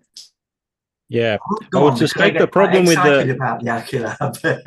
yeah, I would suspect the problem with the tapes is that the second supplier of them probably went too thin on the tape, and that's why they were snapping. Because of what I've found with them is early tapes, particularly the short lengths, still work reasonably well, but the longer lengths, particularly on the newer tapes, are extremely thin tape, and it just needs a little bit of tension on the on the wheels, and it breaks, and that was kind of the end of the road for Exotron. So It unfortunately, wasn't just the quality of the tape; they were shedding oxide all the time. You'd try and read one through, and then you'd have to clean the tape head with lighter fluid and go again. Yeah, those things. Pete's got That's some new it. old stock ones there. Yeah. The blue ones, the blue back ones, were the nightmare. If you managed to find some black ones, they were the originals, and they worked reasonably well for a reasonable amount of time. But the blue ones really were the kiss of death. You can see how thin that media is. Yeah, that is thin. Half the size of a cassette tape. Yeah. And if you pull it out and manipulate it, it feels thinner than a cassette tape. But it's still fascinating. Thanks to George and Peter, the Aculab floppy tape actually lives. It's so cool though. Problem with them today is the tape splice breaks. The glue lets go, like on a 8-track audio tape that's so tiny. It's very difficult to try to redo the tape splice. Speaking from experience there, I've never been successful in fixing any of the ones that have broken on me. Yeah. The other thing about the Exotron tapes as well, the other thing about the Exotron tapes I wanted to mention as well, they suffer the same thing that compact cassettes do, where they have a felt pad that just falls off with age. So you've got to be careful to make sure that's in place and firmly in place before you use the Exotron tape. All right, moving right along. We'll get a few people to get through. Who wants to go next?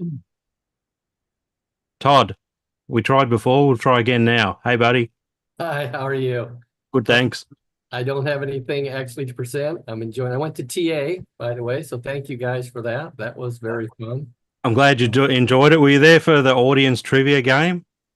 I was not. My wife came with me, and we had something else going on. So try and join it next year. The audience trivia game is fun and funny. I probably won't win by any means. It's that's, I don't know how the idea is to try to get better than 0. If you get 0, then that's really embarrassing. I need to ask a Model 1 question, because that's all I do is Model 1 stuff. I don't have any others. So who was our champion this year? It was Brendan, right? Brendan won it. Yeah, Brendan. Yeah, he was surprised he won. He got 9 out of 10. He beat you, Pete, which is Leininger didn't answer anything. I thought, Thanks for that, Todd. Good on you, mate. Tony Capolini. Hey,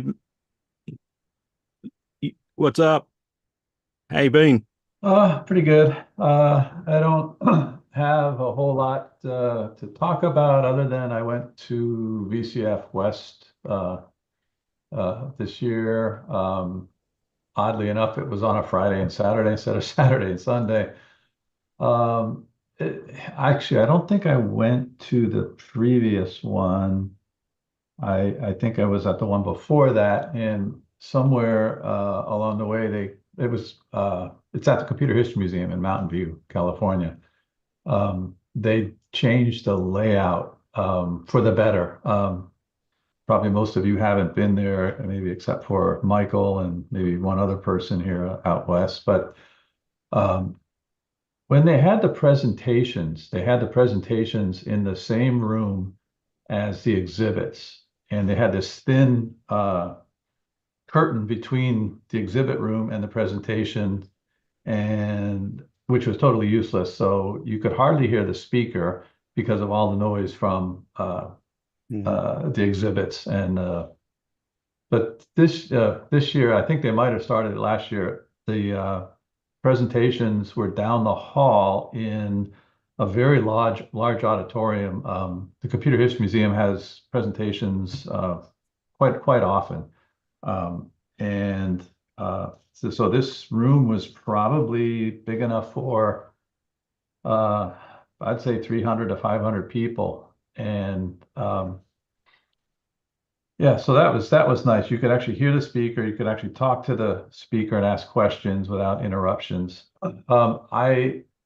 The one thing I was interested in seeing for the Coco, a guy named Thomas Shanks developed a project called the CoPico or CoPico, which is, I guess there's probably no way for me to share my screen, so I'll just put a link here in the chat.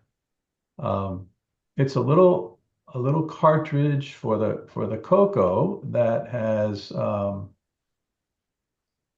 get the second one here, that has a microcontroller on it, so the Coco can use Wi-Fi. The interesting thing about this is, well, I think he built proof of concept and that's it. He open sourced everything, the firmware, the PCB files, and there's probably some code to go in a ROM or something. The schematic, everything was there.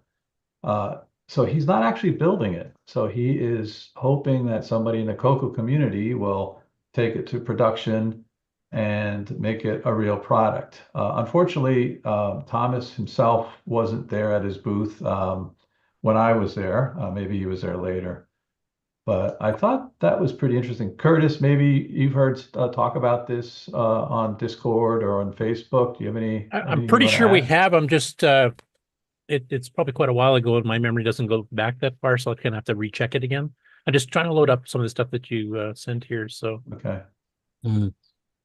I do produce Coco hardware if I think that there's a need for it and a reasonable number of people who are after things. So I'll have to talk to you about that to see if you require a device like that. I could easily build something like that with fast shipping out of Australia. Yeah, I don't know if it's you guys are seeing it, but I'm sharing a picture of the board as rendered on his. I'm looking at it. Yeah. Site, so. So it looks like a bunch of pads for GPIO connections in the upper right corner there. It kind of looks like an IC layout, but if you look at the signal names, it's probably for like a shield or something. But it looks like mostly GPIO signals. Yeah, Curtis, is that the first Wi-Fi gadget for the Coco? No, there's one older. I know Sleepy Malibu does some manufacturing on it. And of course, there's stuff like FujiNet and things too, which was also demonstrated at SoCal, VCF SoCal. So there's a few different projects. I think Rick Eulen's working on one as well too. So. Well, projects like this, it's all about the software too. Right? Yeah. Yeah, if you don't know the software, it's a pretty bauble. Yeah. Did you see the black and white TRS-80s, Tony, or was it mostly Coco? Because I've only been there 3 times or so, but it was mostly Cocos, right? I did not really see a lot of TRS-80s. Yeah. Oh, you mean at VCF West? Right. Yeah, he's asking about VCF West. Yeah. This year I think you're right. There wasn't much of a TRS-80 presence there, other than maybe 1 or 2 Coco tables. There's a lot of S100 there. It's just all over the place. Yeah. Yeah, I'm trying to remember. Was this the year that Michael Furman was showing off Flex, or was that last year's that he was showing it off? I think that was, yeah, Michael wasn't there this year. At least okay. Yeah, I didn't see him. That was probably, yeah, definitely last year or the year before, because I think I missed 2 years. I think that's all I have. Yeah. Thanks for that, Tony. All right, cool. Let's see, we've got a half hour to go, so I'm going to talk about this magazine. Normally, what we normally do and what we're going to do moving forward, Peter, we're going to choose a magazine before the show starts so that people can get their hands on it, aren't we? That'd be helpful. It would be helpful. So I chose this one because it's thin and quick and easy to get through. So I'll just talk about it for a little bit, and we can have a look through it. So January 1988, 80 Micro magazine is the first issue after they dropped the Z80 and 8-bit TRS-80. So from this point on, it's an MS-DOS Tandy magazine. It also comes in at under 94. Well, it comes in at 96 pages, so it's under 100 pages. The reason I'm bringing it to your attention is that people who don't realize Tandy Assembly, the one that just passed was 40 years since the Tandy 1000 came out. So that's why I thought I would bring this up. What's interesting is that reading through this magazine is that the advertisers that advertised TRS-80 stuff are obviously still in the cycle of contractual advertising. And so, for example, on page 9, you can see the script. There is still advertising the word processor for, although they offered an MS-DOS version, they've still got the full versions of it available for the Model 1, 3, 4, and the memory expansion cards for the Model 3 and 4 as well. So that's there's a fair few ads through this issue that do show TRS-80 hardware. I just flipped past one a moment ago. Page, what page would that be? Don't mind me thinking out loud. 58, 59. Page 60 is an Aerocomp ad, and you can see an ad there from Model 1 double density adapter kit, which it's probably almost as good as the one I sell, but it's still being advertised in 88 Aerocomp. I mean, this is clearly an ad based geared towards TRS-80 people who are still messing around with. I think there's only one small ad there for an MS-DOS That's hard crazy. drive system. Sorry? Model 1 had been like discontinued for 8 years at this point. At that point, yeah, and they're still, yeah. The editorial is by Michael Nadeau, who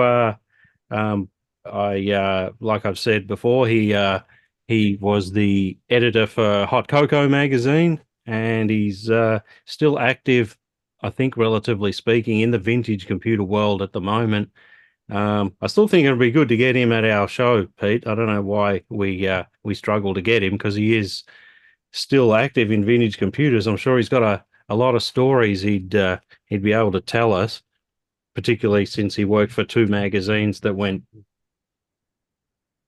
belly up, Hot Cocoa and 80 Micro. Yeah, so a bit of a sad thing to see is on page 53, 54. Page 55 is their advertisement to try to gain more subscribers, which we now know in hindsight, this is the 6th last issue.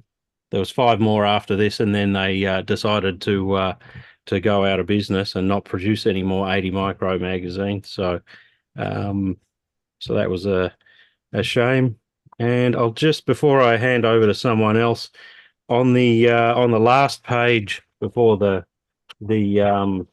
cover, that one there is called Tris-DOS Users Response. So what had happened in the previous issue, December 1987, was obviously they announced that they were dropping the Model 4 computer, and so people, as you would imagine, got out their word processors and printed off letters, because there wasn't email as we know it at the time, and sent them to them and complained about the change. So yeah, it's interesting reading from that point of view. And there's I think, I'm not sure, but we're at a strange point in time. Just give me a moment to find. That's the only trouble with having a real magazine in front of you. I think some of the MS-DOS programs are, I can't find it, but some of the MS-DOS type-in programs in the magazine are so close to what a Model 4 program is that they sometimes would say, you can make these changes and it will run on a Model 4 for example. But it's from that point on, it's an MS-DOS magazine. It lasted 6 more issues. And so, yeah, George, you've got a copy in front of you. I can see you flipping through it. Have you found anything interesting? Well, I've seen the ad one of the ads you pointed out for the graphics or whatever. You can see Yeah. the price drop on it. Yeah. Yes, that at this point, I guess they've got inventory and they're thinking we better move these things on. But what's interesting about that, George, is that while they probably had had inventory that they had to move on, shortly after this, Computer News 80 came along, and you could buy those exact boards from the same company well into 1992 or 3. So they must have had a large stock of those, or they didn't move very fast of their graphics boards. But yeah, my board's based on that one with a few detail changes. Page 94 near the back is where the Tristos users respond, where people are lamenting the fact that they have moved away from the support for Tristos in the model 134. So interesting. Yes. And in subsequent issues, I think it's interesting that at the bottom of page 94, it says continued on page 92. So you actually turn back 2 pages, and and it does in fact continue on page 92. I'm just looking at all the names of the people that have written in. I wonder what they're doing these days, and if any of them are still part of what is the current TRS-80 computer enthusiast group. But yeah, certainly I've seen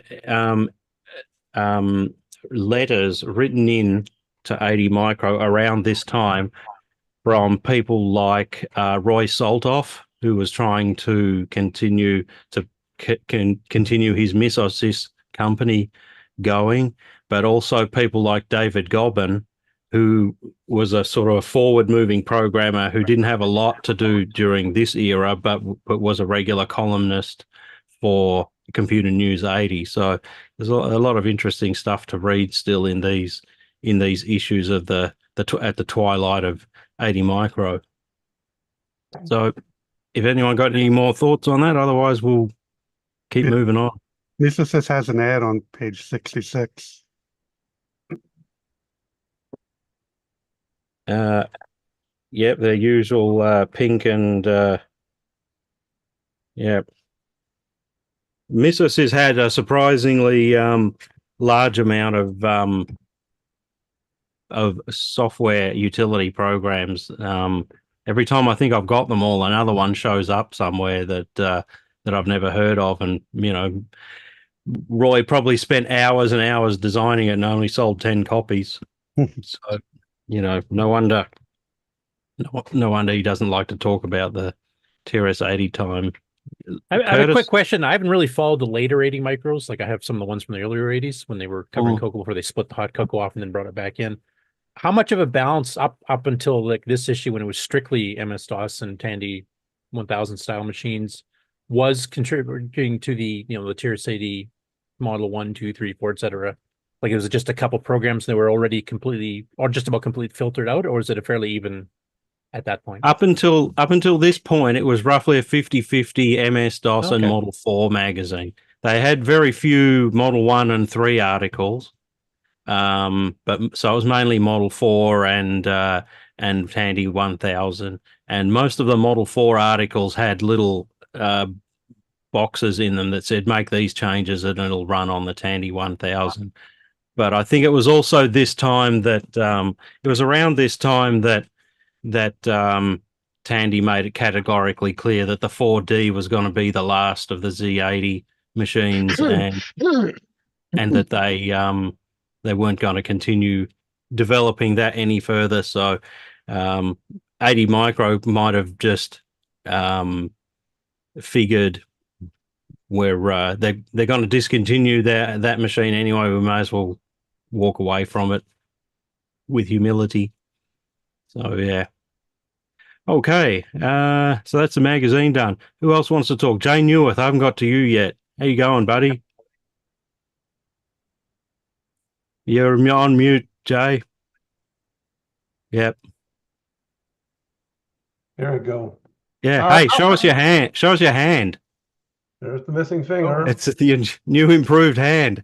Yes. I'm glad it's healed up well. Yeah, it's I went to the doctor and they say everything looks fine. Just, just take care of it, wash it, and that's it. Just got to get used to it. It's kind of funny when you get an itch and you go like this, and it's not there. So for those Hey, when you're typing, do you inadvertently forget to press the H or J key, or my left hand can't type anymore. I completely I can't it's I gotta do it one finger. It's get used to it. That's what would burn me up the most is yeah.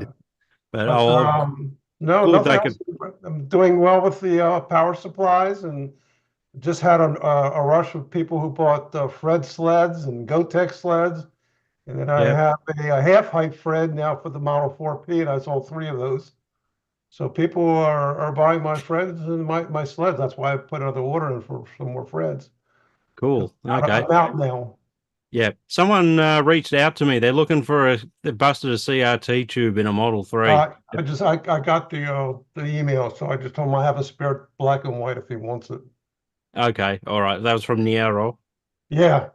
Okay. Cool. All right. And then I sent somebody to you because he bought 2 Freds from me, sleds from me, and he screwed up one of his Fred boards, and I told him, get in touch with you. You be the guy that could straighten them out.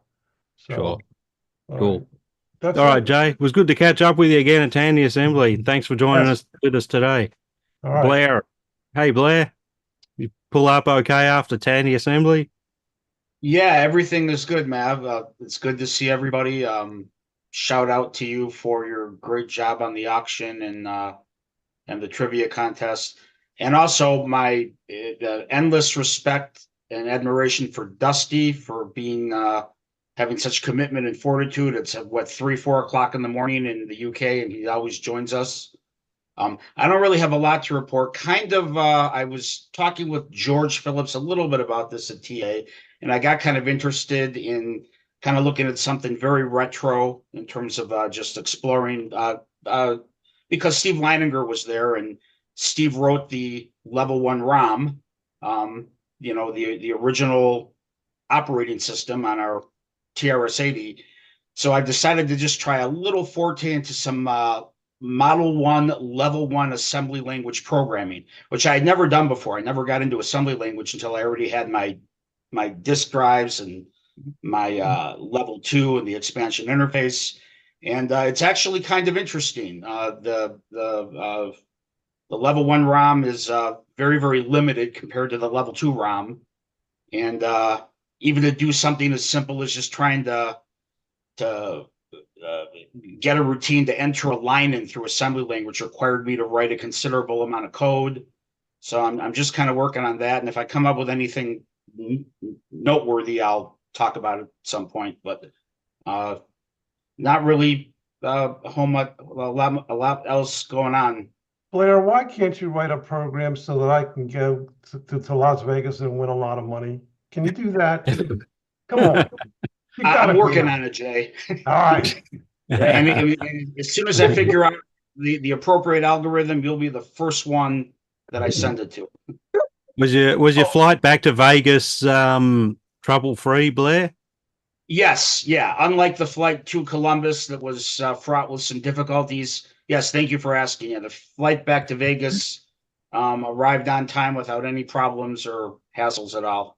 Good. And exactly I had a question for Pete that I wanted to ask. Just that Exitron expansion interface. How much did that cost when it was originally put on the market? I think it was either $299. I think it was $299. Okay, so it was priced comparably to a Radio Shack expansion interface, huh? Yeah.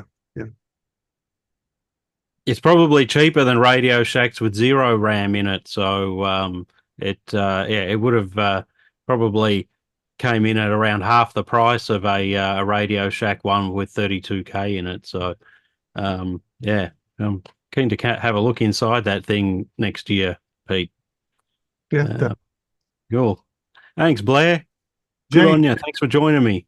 Jay, if you want to have the best of luck in gambling, and Blair can maybe confirm this, you got to play craps and you got to play odds on the craps.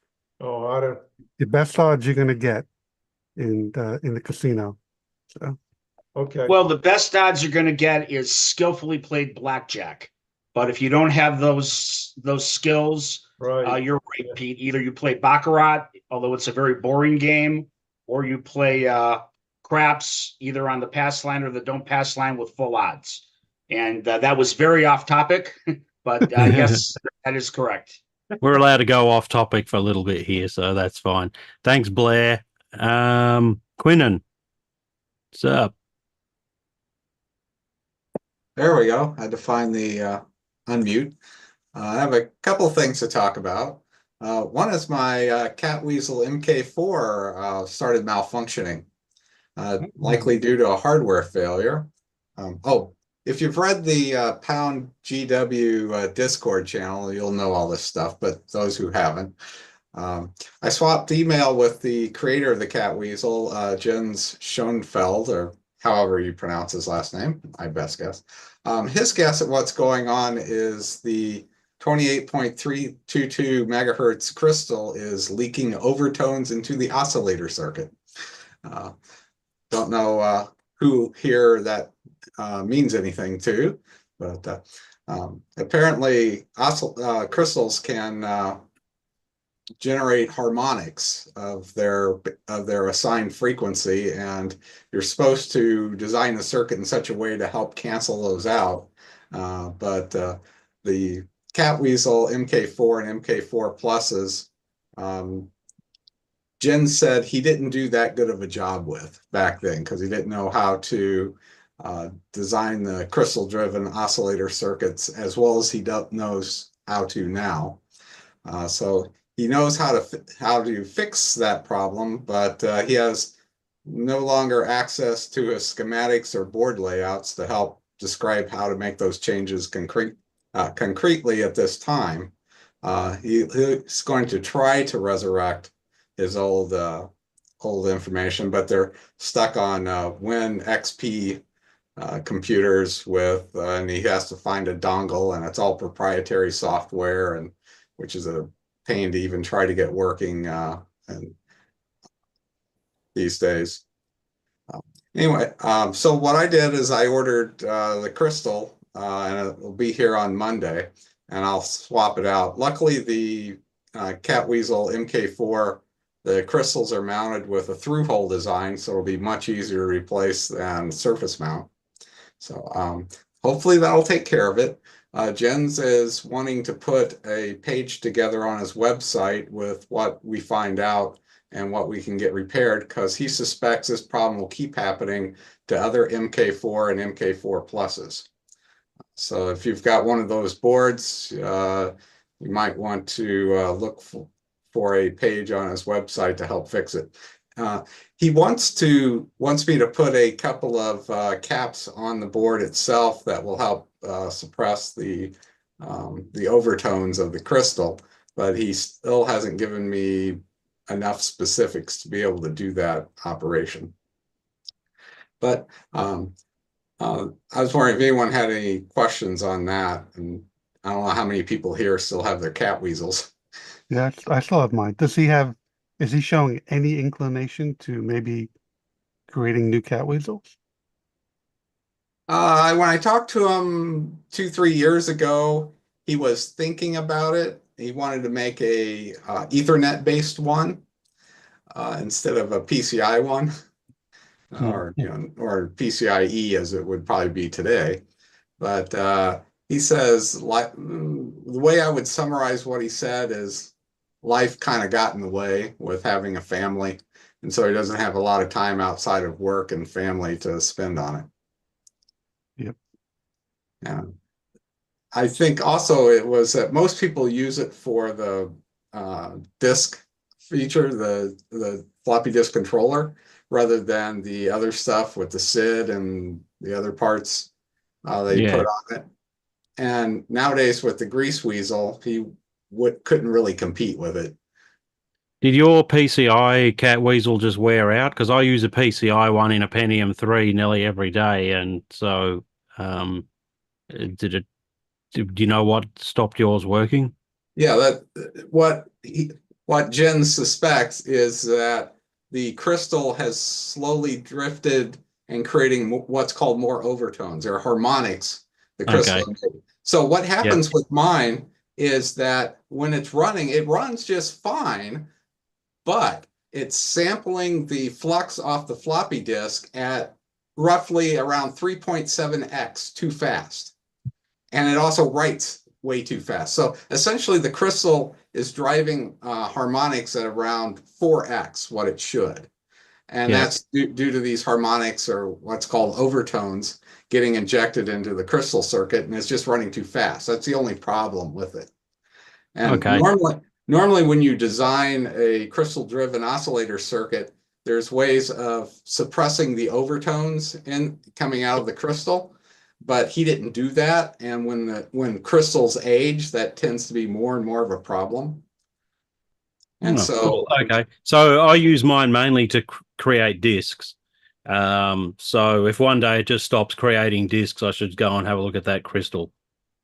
Yeah, well, how you can tell is, say you read a floppy disk with it and then look at the there's a histogram that Tim Mann has in a CW2 DMK, and from that you can see where the peaks are. And if the peaks are of the data for an FM or an MFM encoded disk, those peaks are shifted way too low in it because it was sampled way too quickly, then you have the same problem. It's fairly easy to spot. I mean, everything just works except it's sampling way too fast. And because the clocks are sloppy as well, it doesn't do a good job sampling. So but that shows you what the problem is. So you can quickly diagnose it. Thanks, Quentin. Always good to have you here with us. Look, we've got about 8 minutes to go. Who wants to? Well, I was going to also mention about GW2 DMK, the grease weasel replacement. Please do. Okay, so one of the things I've been doing is working on GW2 DMK, which is a replacement for the cat weasel using the grease weasel. And I've got most all of Tim Mann's code from the cat weasel CW2 DMK ported over and working, and I refactored the hell out of it because it was really fragile software from the old days. I've got it working, and Ira used it on a set of 20 on a whole set of discs he'd gotten sent to him to recover. And then the ones that read with errors on them, which were 29 of them, he sent them to me to try out on with my GW2 DMK. And he also ran my GW2 DMK for himself. But when I ran his discs here on my setup, I was able to debug it and improve the algorithms even more. So of those 29 discs, 12 came out the same. 4 still read better with Ira's CW2 DMK, but 13 of them read better with my GW2 DMK. I have more adaptive algorithms in it to do a better job of sifting out the data. So, and of those 13, I got 10 of the discs to read perfect with mine with no unrecoverable errors.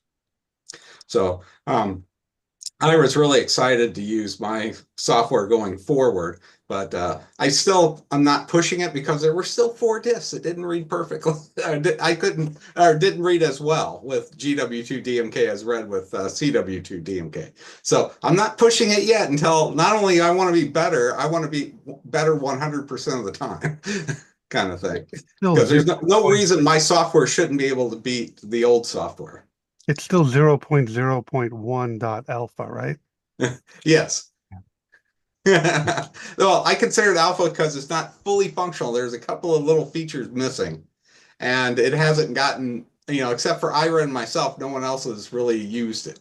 So if I can get some people to use it and show that it's working fairly well, I'll bump it up to beta. So cool. Oh, well, that was it. Thanks for that, Quentin. Good on you, mate. Paul Metcalf. Hello. Not much going on my end. Well, that's okay because we're nearly out of time. Yeah. Just I guess I could say I'm working on a prototype Tandy 1000 lately. IBM PC Junior. Okay. Oh well, I've never actually had any time with the PC Junior. They didn't sell them here, so I always still find them fascinating. I've never had anything to do with them. Is the keyboard as crappy as they say? The second version is not as bad as the first Chiclet keyboard version, but still, Yeah. yes. Yeah, yeah. I remember typing on my Coco 1 until I got a HJL keyboard. That chiclet thing drove me mad after using a Model 1 for years. But yeah, I was surprised that IBM brought it back with the PC Junior. They learned quickly from that. Anyway, good that you can join us. Always appreciate having you here, Paul. Appreciate it. No worries. Craig Skeels. Are you just lurking today, or Al? Call me Al. Yeah, pretty much just lurking. My video's not working, so that's going to be something I need to fix. I haven't done any kind of meeting in a while. But yeah, I haven't been able to do any Model 1 stuff that I would like to be doing because I'm living with a friend right now and don't have my That's Model right. 1. I think last time you were here, you were mentioning that you were moving home soon. So, okay. Yeah. Your Yeah, living it'll be a situation has changed. while. Yep. So That's all So, right. You're yeah. always a regular here, and I'm sure you'll be back when we have another one in a month's time. You'll be able to update us then. Yeah. Yeah, I saw the notification 20 minutes into it and I just jumped on and Trash Talk. I'm there. That's okay. Hey, Jim Brain, you want to bring this thing into land? Got anything else to say? No, I don't want to take you over time, but I'm glad I was able to join back in. Lots of cool projects. Come and join us anytime, and we'll always accommodate you at Tandy Assembly as well. We always want to try and extend the welcome to all our Coco friends. So I'm glad you could join us here at Trash Talk. Any last words before I wrap this thing up from anyone? Dusty. Yeah, just to wish everyone Merry Christmas. We'll probably do one more of these before Christmas, but everyone, yep. Everybody think of your Christmas wish list, your Tandy Christmas wish list, and we'll talk about Yes, it. we'll make that a topic of conversation for the next one. Our Tandy Christmas wish list. Yeah, mine is usually for affordable economy business class seats from Melbourne to Ohio. That would be a nice Christmas present for me. But unfortunately, I'm stuck in coach because believe it or not, I'm not wealthy. Mine used to be for a Tandy 10. So, but Yeah, I know you'll have to come up with a new one. The Tandy All right, 10 everyone. repair guide. Yeah, yeah, it'll show up. All right, thanks for coming, and we'll call this over and done. We'll Thank you. see you in a month's time. Take care of it. Bye. Thanks.